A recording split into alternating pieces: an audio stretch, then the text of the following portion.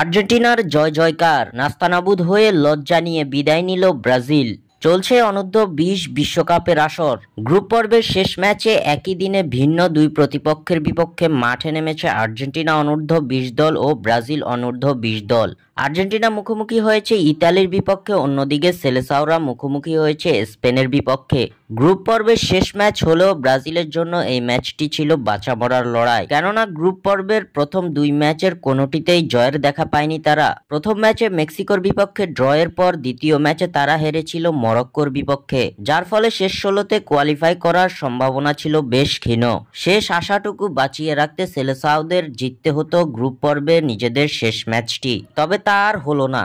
Spain অনূর্ধ্ব-20 দলের বিপক্ষেও এদিন হারের মুখ দেখেছে ব্রাজিলের যুবারা। এদিন স্পেনের বিপক্ষে 1-0 গোলে হেরেছে ব্রাজিল। স্পেনের হয়ে একমাত্র গোলটি করেন ফরওয়ার্ড ইকার ব্রাভো। অন্যদিকে নিজেদের জয়ের ধারা অব্যাহত রেখেছে আর্জেন্টিনা অনূর্ধ্ব-20 দল। প্রথম দুই ম্যাচে জিতে রাউন্ড অফ 16 আগেই নিশ্চিত করে রেখেছিল আলবিসেলেস্তারা। গ্রুপ পর্বের শেষ ম্যাচে তারা হারিয়েছে ইতালি অনূর্ধ্ব-20 দলকে। ইতালির বিপক্ষে 1-0 গোলের জয় পায় আলবিসেলেস্তারা।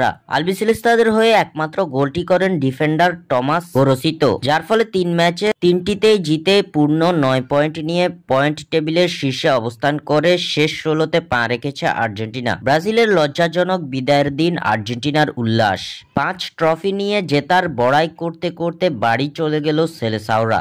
স্বাক্ষর থেকে সাদবিন ইসলাম।